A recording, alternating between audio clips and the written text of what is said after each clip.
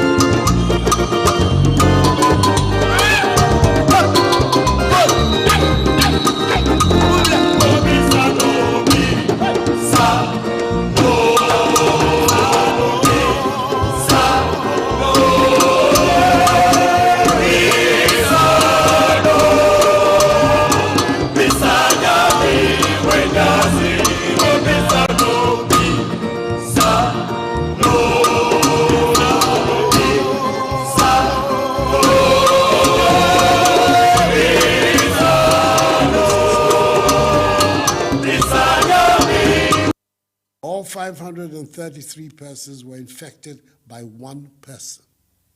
Again, let me reiterate that these new 921 cases were from backlogs dating as far back as 26th April and not necessarily over a 24-hour window. The coming on stream of 7 more testing facilities across the country to complement the efforts of the Noguchi Research Institute, the Kumasi Center for Collaborative Research, and the National Public Health Reference Laboratory at the Korle Bu Teaching Hospital have meant that we have been able to clear all the backlog of tests, and the reporting on the cases of infections since Friday, 8th May, is now current. On Friday, a total of 5,253 tests were conducted, with 251 positives. On Saturday, 2,255 tests were conducted, with 266 found to be positive. For today, Sunday, a total of 3,045 tests have been done, with 160 testing positive. These relatively lower daily numbers of infections are welcome and reinforces the fact that the measures instituted to help reduce person-to-person contact and help defeat the pandemic are working. So as of today, Sunday, 10th May, the country has conducted a total of 160,501 tests, with our total number of infections standing at 4,700, with 494 recoveries, 5 persons being critically ill, and 4,179 persons responding to treatment. 22 persons, virtually all of them with underlying illnesses such as hypertension, diabetes, and chronic liver disease, have unhappily died. We must understand that the more people we test for the virus, the more persons we will discover as positive, and thus have the opportunity to isolate and treat them. If you do not test people for the virus, you will not find the persons who are positive, let alone isolate them from the population and treat them and prevent them from spreading the virus. Indeed, had we not been proactive in undertaking enhanced contact tracing of infected persons and had relied solely on testing persons who reported to hospital, which is the practice followed by some other countries, i.e. routine testing, our total case count would have stood at 1,413.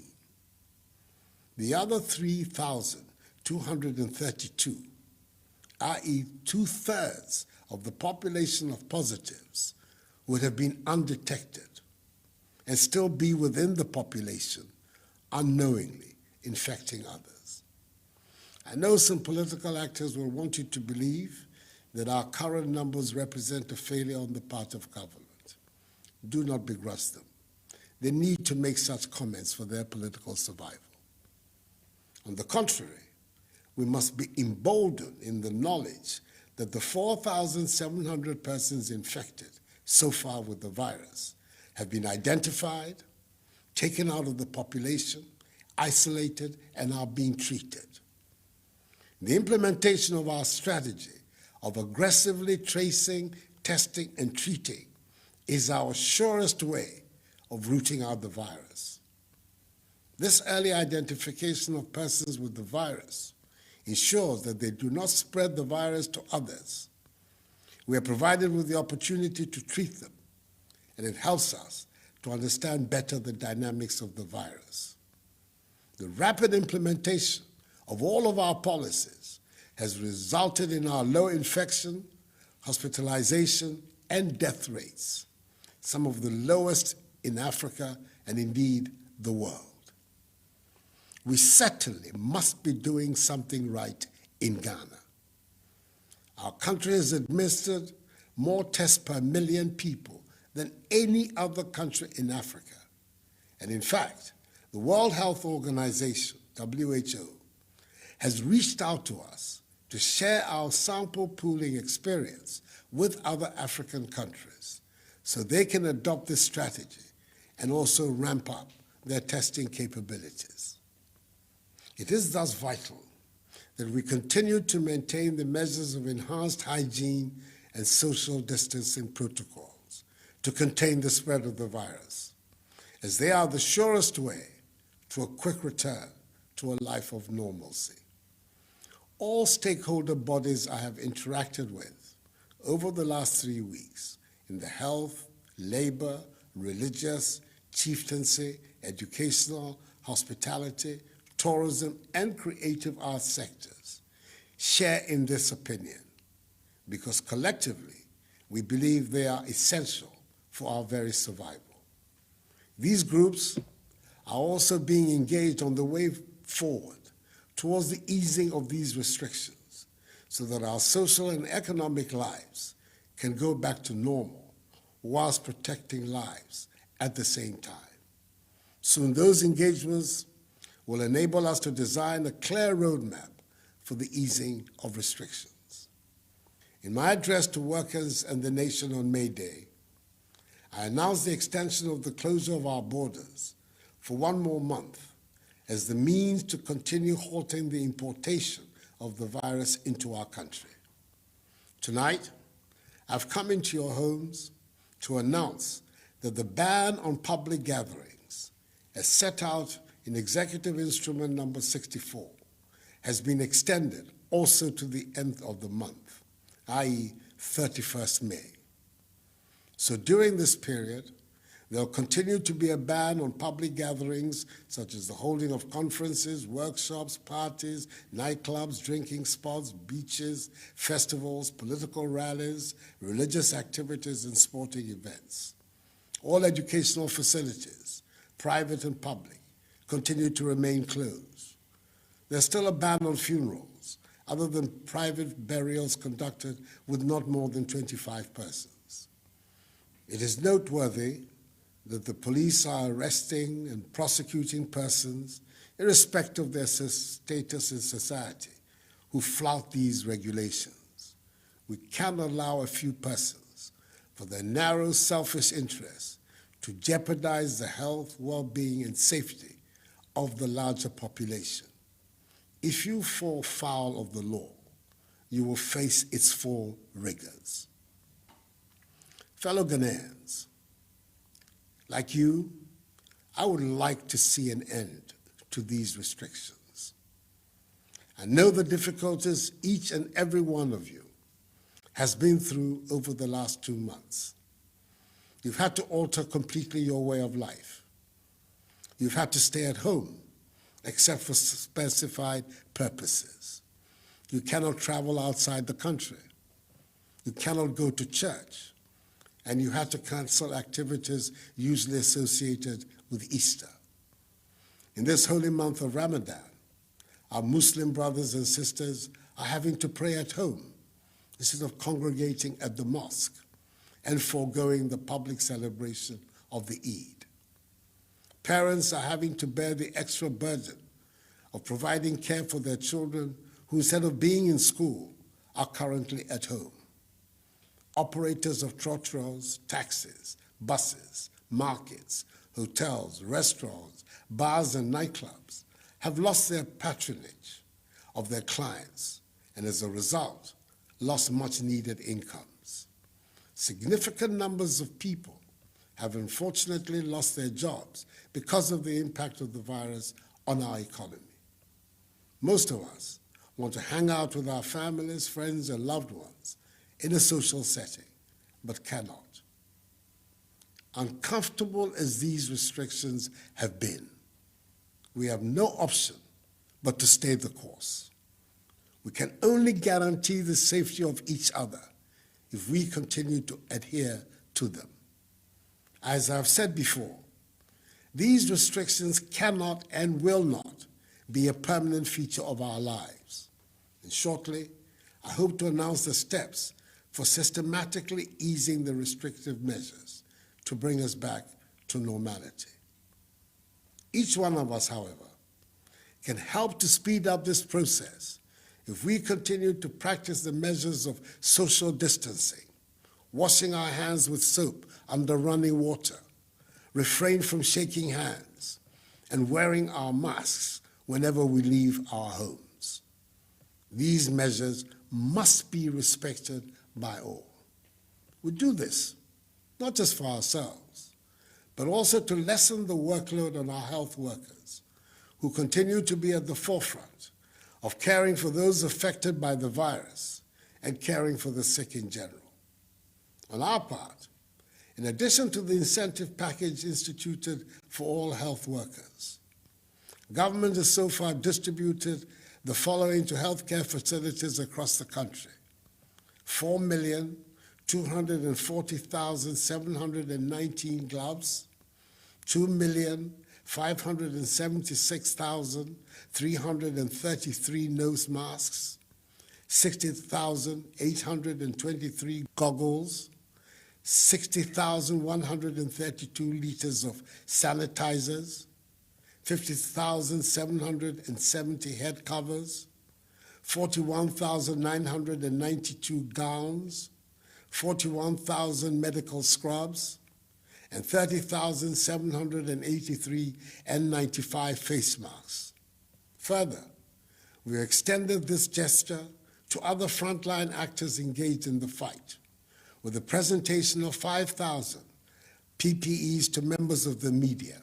And tomorrow, Monday, 11th May, 10,000 domestically produced face masks and more money will be delivered to the National Commission for Civic Education to enhance its capacity to undertake the important work it is already doing. Let me once again thank the healthcare workers, including all those responsible for the tracing, testing, and treating, for their heroic contribution to the fight against the pandemic. They will be long remembered in our history.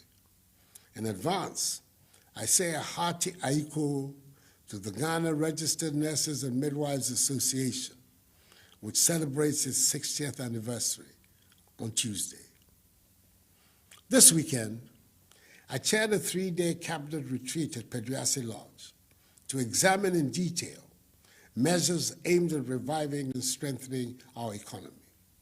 I'm happy to reiterate that government is putting in place a resilience and recovery plan with the overarching aim of finding more resources to strengthen the productive sectors of the economy to ensure sustained economic activity. We're rolling out a soft loan scheme of 600 million cedis in this month of May to support micro, small, and medium-scale businesses. And as you know, the commercial banks, with the support of the Bank of Ghana, have also instituted a 3 billion cedi credit and stimulus package to help revitalize industries, especially in the pharmaceutical, hospitality, service, and manufacturing sectors. The Minister for Finance is working tirelessly to find additional resources to supplement these amounts, including the resources to finance the construction of 88 district hospitals, Agenda 88, and 7 regional hospitals, which he will announce at the appropriate time to Parliament and the nation.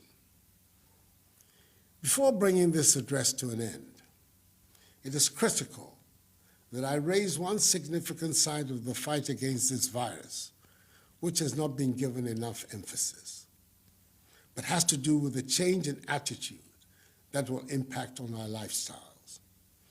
That has to be one of the permanent legacies of the pandemic. We have to improve our hygiene, our fitness and exercises, our eating, generally our style of living, which will boost our immunity to disease and the virus. For instance, we're told that the key vitamins that fortify our immune system are vitamins A, B6, C, and E. Fortunately for us in Ghana, all of these can be found in many of our foods, such as oranges, kontomire, millet, cashew nuts, crabs, plantain, okra, dawa, brown rice, and mushrooms.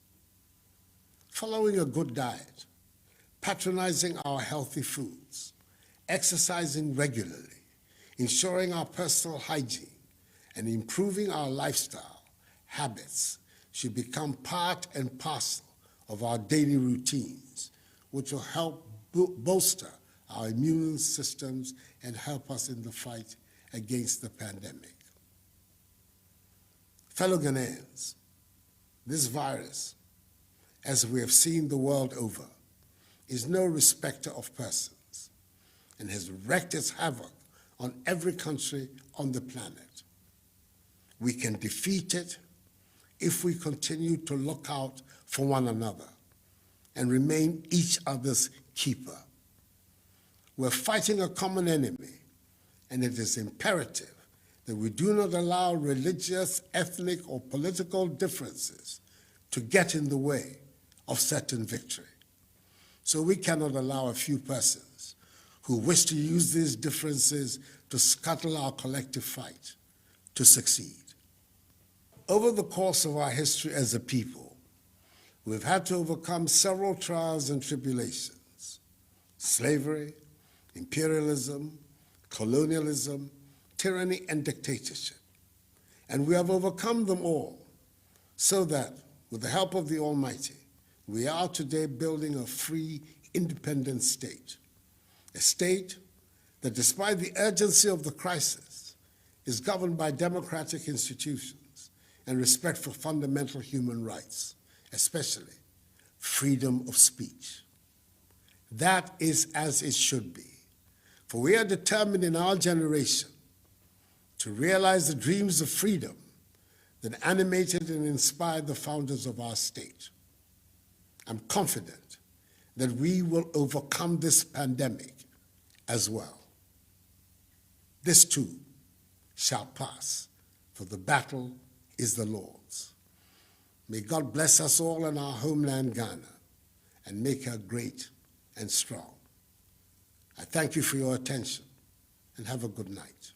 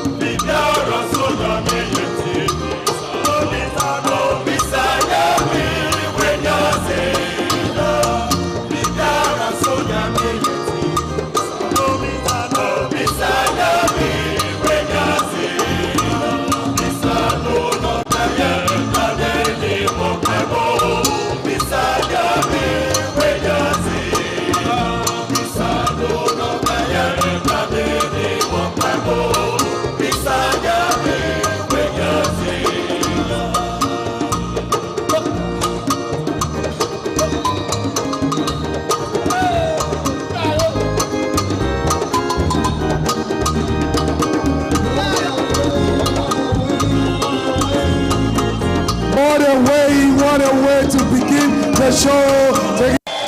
I'm doing very well.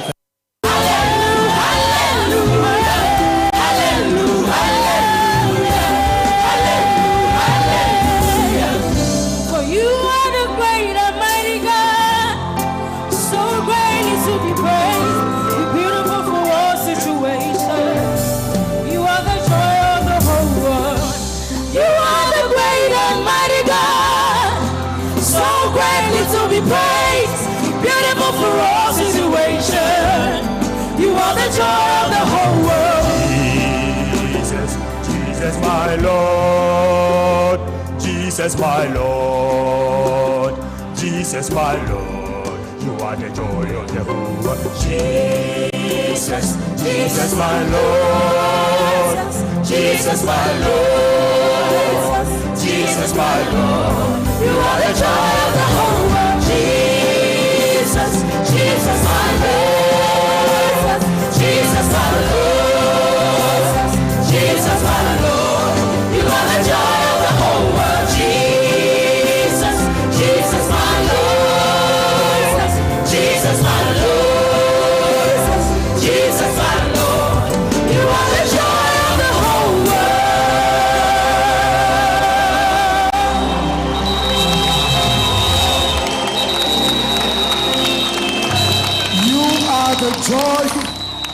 of the whole world.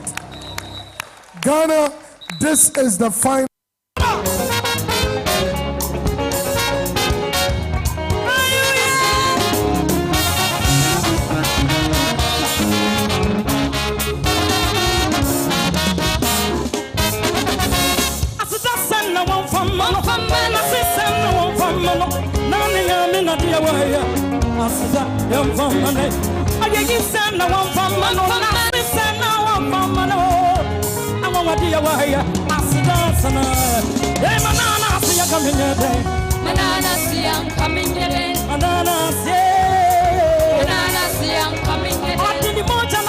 Heavy praise.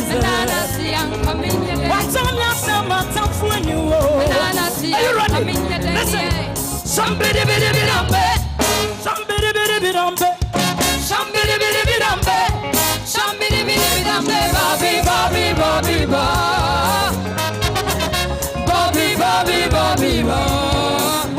one more time.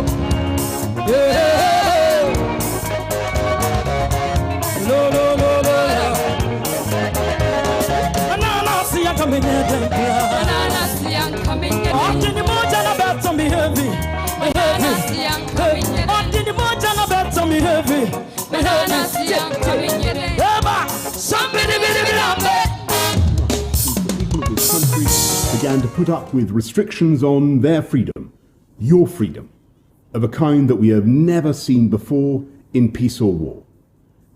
And you have shown the good sense to support those rules overwhelmingly. You've put up with all the hardships of that program of social distancing because you understand that as things stand, and as the experience of every other country has shown, it's the only way to defeat the coronavirus, the most vicious threat this country has faced in my lifetime. And though the death toll has been tragic and the suffering immense, and though we grieve for all those we have lost, it is a fact that by adopting those measures we prevented this country from being engulfed by what could have been a catastrophe in which the reasonable worst-case scenario was 500,000 fatalities. And it's thanks to your effort and sacrifice in stopping the spread of this disease that the death rate is coming down and hospital admissions are coming down. And thanks to you, we've protected our NHS and saved many thousands of lives. And so I know, you know, that it would be madness now to throw away that achievement by allowing a second spike. We must stay alert. We must continue to control the virus and save lives. And yet we must also recognize that this campaign against the virus has come at colossal cost to our way of life. We can see it all around us in the shuttered shops and abandoned businesses and darkened pubs and restaurants. And there are millions of people who are both fearful of this terrible disease and at the same time also fearful of what this long period of enforced inactivity will do to their livelihoods and their mental and physical well-being, to their futures and the futures of their children. So I want to provide tonight for you the shape of a plan to address both fears, both to beat the virus and provide the first sketch of a roadmap for reopening society, a sense of the way ahead, and when and how and on what basis we will take the decisions to proceed. I'll be setting out more details in Parliament tomorrow and taking questions from the public in the evening. I've consulted across the political spectrum, across all 4 nations of the UK. And though different parts of the country are experiencing the pandemic at different rates, and though it's right to be flexible in our response. I believe that as Prime Minister of the United Kingdom, Scotland, England, Wales, Northern Ireland, there is a strong resolve to defeat this together. And today, a general consensus on what we could do. And I stress could, because although we have a plan, it is a conditional plan. And since our priority is to protect the public and save lives, we cannot move forward unless we satisfy the 5 tests. We must protect our NHS. We must see sustained falls in the death rate. We must see sustained and considerable falls in the rate of infection. We must sort out our challenges in getting enough PPE to the people who need it. And yes, it's a global problem, but we must fix it. And last, we must make sure that any measures we take do not force the reproduction rate of the disease, the R, back up over 1, so that we have the kind of exponential growth we were facing a few weeks ago. And to chart our progress and to avoid going back to square one, we're establishing a new COVID alert system run by a new joint biosecurity centre.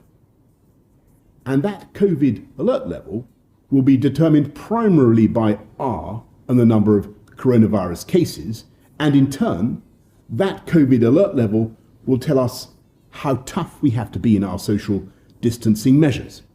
The lower the level, the fewer the measures, the higher the level, the tougher and stricter we will have to be. There will be 5 alert levels. Level 1 means the disease is no longer present in the UK, and level 5 is the most critical, the kind of situation we could have had if the NHS had been overwhelmed. Over the period of the lockdown, we've been in level 4, and it's thanks to your sacrifice we're now in a position to begin to move in steps to level 3. And as we go, everyone will have a role to play in keeping the R down by staying alert and following the rules. And to keep pushing the number of infections down, there are 2 more things we must do. We must reverse rapidly the awful epidemics in care homes and in the NHS. And though the numbers are coming down sharply now, there is plainly much more to be done. And if we're to control this virus, then we must have a world-beating system for testing potential victims and for tracing their contacts, so that, all told, we're testing literally hundreds of thousands of people every day. We've made fast progress on testing, but there is so much more to do now, and we can. When this began, we hadn't seen this disease before, and we didn't fully understand its effects. With every day, we're getting more and more data. We're shining the light of science on this invisible killer, and we will pick it up where it strikes, because our new system will be able in time to detect local flare-ups in your area, as well as giving us a national picture. And yet, when I look at where we are tonight, we have the R below 1, between 0.5 and 0.9.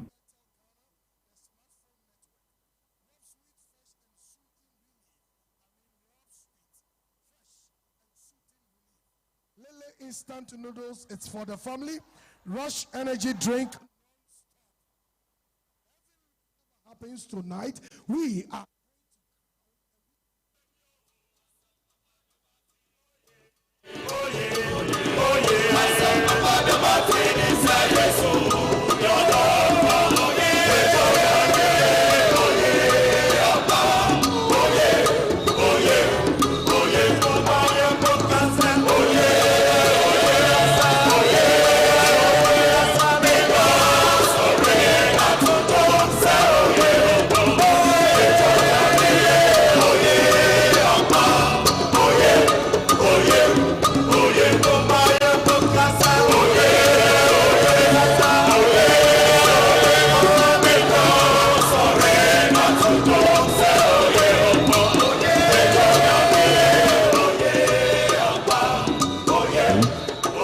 but potentially only just below 1.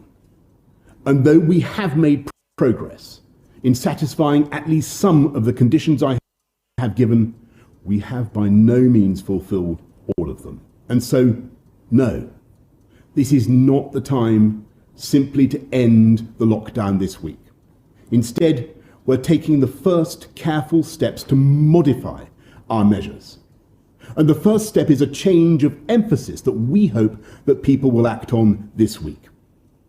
We said that you should work from home if you can and only go to work if you must. We now need to stress that anyone who can't work from home, for instance, those in construction or manufacturing, should be actively encouraged to go to work, and we want it to be safe for you to get to work. So you should avoid public transport if at all possible, because we must and will maintain social distancing, and capacity will therefore be limited.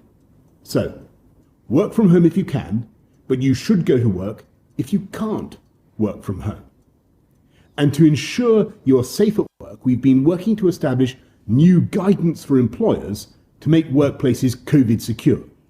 And when you do go to work, if possible, do so by car, or even better, by walking or bicycle. But just as with workplaces, public transport operators will also be following COVID secure standards. And from this Wednesday, we want to encourage people to take more and even unlimited amounts of outdoor exercise. You can sit in the sun in your local park, you can drive to other destinations, you can even play sports, only with members of your own household. You must obey the rules on social distancing, and to enforce those rules, we will increase the fines for the small minority who break them. And so, every day, with ever-increasing data, we will be monitoring the R and the number of new infections and the progress we are making. And if we as a nation begin to fulfill the conditions I have set out, then in the next few weeks and months, we may be able to go further. In step 2, at the earliest by June the 1st, after half term, we believe we may be in a position to begin the phased reopening of shops and to get primary pupils back into schools, in stages beginning with reception, year 1 and year 6. Our ambition is that secondary pupils facing exams next year will get at least some time with their teachers before the holidays, and we'll shortly be setting out detailed guidance on how to make it work in schools and shops and on transport. And step 3, at the earliest by July and subject to all these conditions and further scientific advice, if and only if the numbers support it, we will hope to reopen at least some of the hospitality industry and other public places, provided they're safe and enforce social distancing.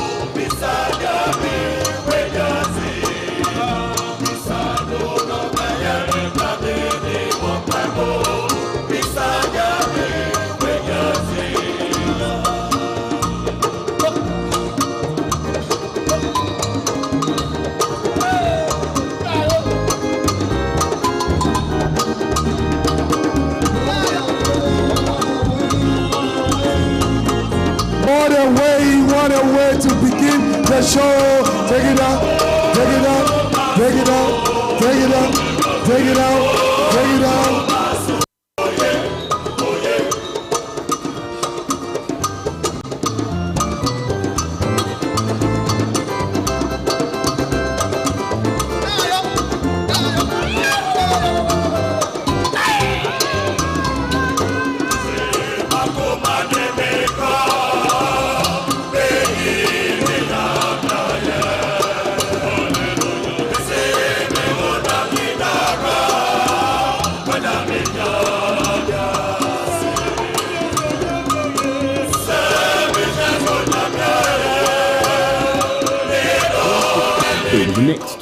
2 months, we will be driven not by mere hope or economic necessity.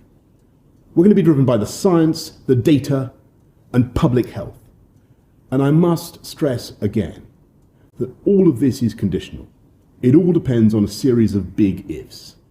It depends on all of us, the entire country, to follow the advice, to observe social distancing, and to keep that R down. And to prevent reinfection from abroad, I'm serving notice that it will soon be the time, with transmission significantly lower, to impose quarantine on people coming into this country by air. And it's because of your efforts to get the R down and the number of infections down here that this measure will now be effective. And of course, we'll be monitoring our progress locally, regionally, and nationally. And if there are outbreaks, if there are problems, we will not hesitate to put on the brakes. We've been through the initial peak, but it's coming down the mountain that is often more dangerous. We have a route and we have a plan. And everyone in government has the all-consuming pressure and challenge to save lives, restore livelihoods, and gradually restore the freedoms that we need. But in the end, this is a plan that everyone must make work. And when I look at what you've done already, the patience and common sense you've shown, the fortitude of the elderly, whose isolation we all want to end as fast as we can, the incredible bravery and hard work of our NHS staff, our care workers, the devotion and self-sacrifice of all those in every walk of life who are helping us to beat this disease: police, bus drivers, train drivers, pharmacists, supermarket workers, road hauliers, bin collectors, cleaners, security guards, postal workers, our teachers, and 1,000 more. The scientists who are working round the clock to find a vaccine. When I think of the millions of everyday acts of kindness and thoughtfulness that are being performed across this country, and that have helped to get us through this first phase, I know that we can use this plan to get us through the next. And if we can't do it by those dates, and if the alert level won't allow it, we will simply wait and go on until we've got it right. We will come back from this devilish illness. We will come back to health and robust health. And though the UK will be changed by this experience, I believe we can be stronger and better than ever before, more resilient, more innovative, more economically dynamic, but also more generous and more sharing. But for now, we must stay alert, control the virus, and save lives. Thank you very much.